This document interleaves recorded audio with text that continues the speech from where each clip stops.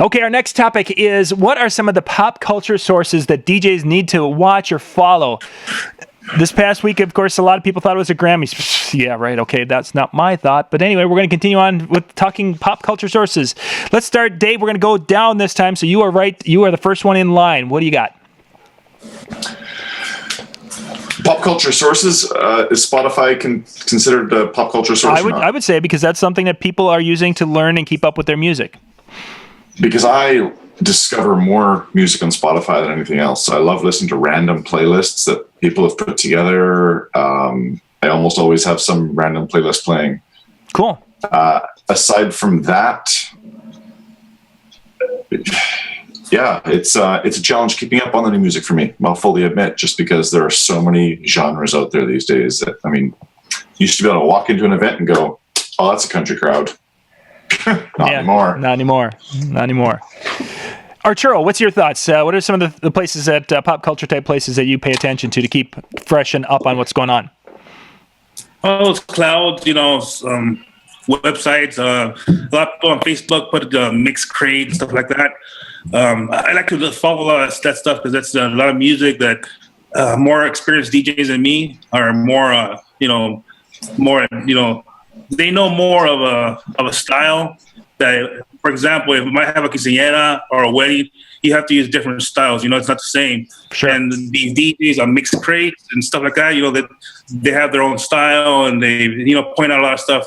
Oh, this is great for a wedding or for a dollar dance, stuff like that. Mostly, Facebook, what people are posting. Cool.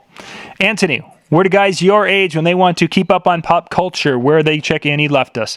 No, somebody left us. Dave had to bounce. Okay. Anthony, go ahead. What do you got? SoundCloud. That's it. Just go on SoundCloud. You're a SoundCloud guy. Very, very much like the Spotify. Is there a playlist and such you're following on that, or do you follow certain people, or you do just random? It's just once you follow that person, every new track or anything they post will come into your stream, like within minutes of them posting it. Very much like a podcast. I just saw this here. Kanye West just put up a new track. Ooh, we should stop the show right now and go listen to it. Maybe we could buy it. Maybe we should buy 10 copies because he needs the money.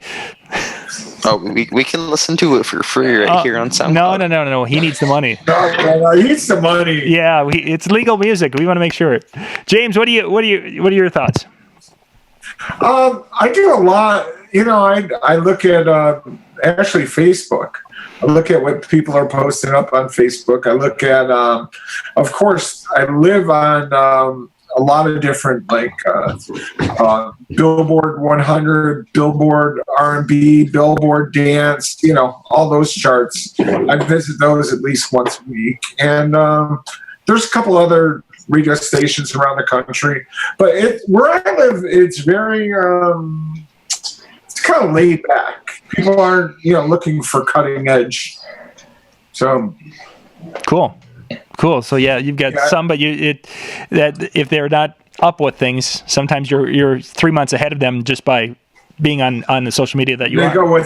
They're like, what's this? Yep. Mitch.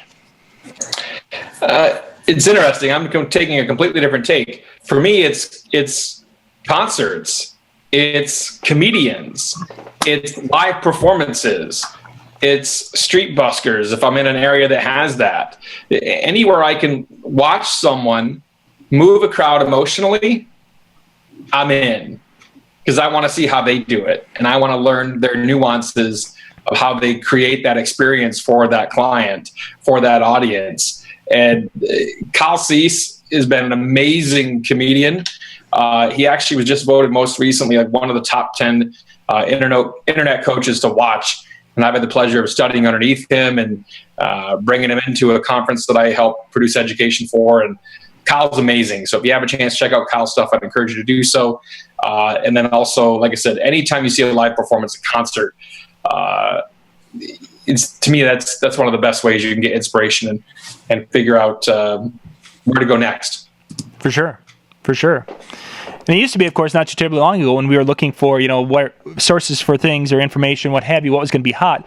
We were talking about TV, maybe even cable. But the biggest source, I think, today is YouTube for finding out, not only you can go there, you can see what music is hot, what's just been released, what's going to be hot. You can go and see, what entertainers are hot, what kind of shtick and routines that they're doing that are hot. I mean, was it James Corbin with his car karaoke? I mean, that was like nobody knew what that was.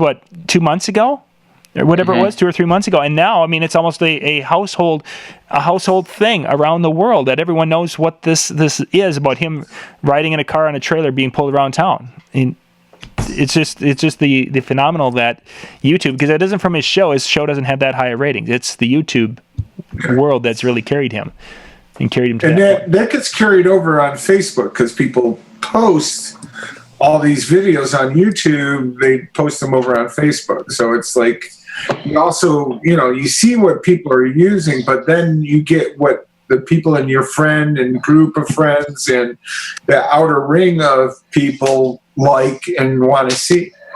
And, and it gives you a more diverse without having to go look for it per se. Yeah. Yeah. Yeah, definitely. Somebody mentioned they were wondering if there were live DJ gigs on YouTube.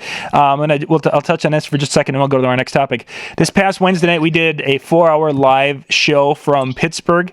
We had there were like 40 DJs mixing and they were changing every 10 minutes. What ends up happening is that when you do that and you have it going through YouTube, all that music, we ended up having, I think as of this morning, we had 175 different copyright violations that were posted against that show. It ended at 2 a.m, our time. I think it was 1 or 2 a.m. our time, maybe 3 a.m. Anyway, within minutes of it ending, that's when the copyright violations came up. I think there were 10 of them. After the 10th one, they muted the audio. After the 20th one, they shut the video off, so you can't even watch it in the world. So that's why you don't see live DJ gigs on YouTube, or at least you'll never see the second playing of them, is because YouTube and their copyright things are so strong.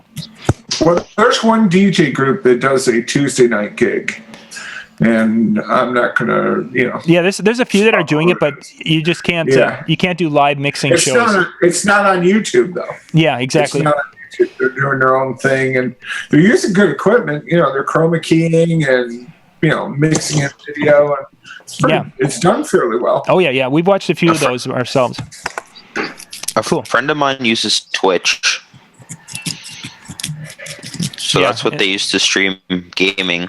And another one, he uses Facebook. So you can just use Facebook and stream your video live. Yeah. Yeah, there's definitely, we're going to be looking at it because it was a really good show. And it was cool to watch other DJs perform, because most of the time we're either performing or you don't get to actually just sit there and watch and evaluate. It's like, oh, why did he do that? Why did he do that? Anyway, we're going to jump to the next topic here, guys. We'll get the video going.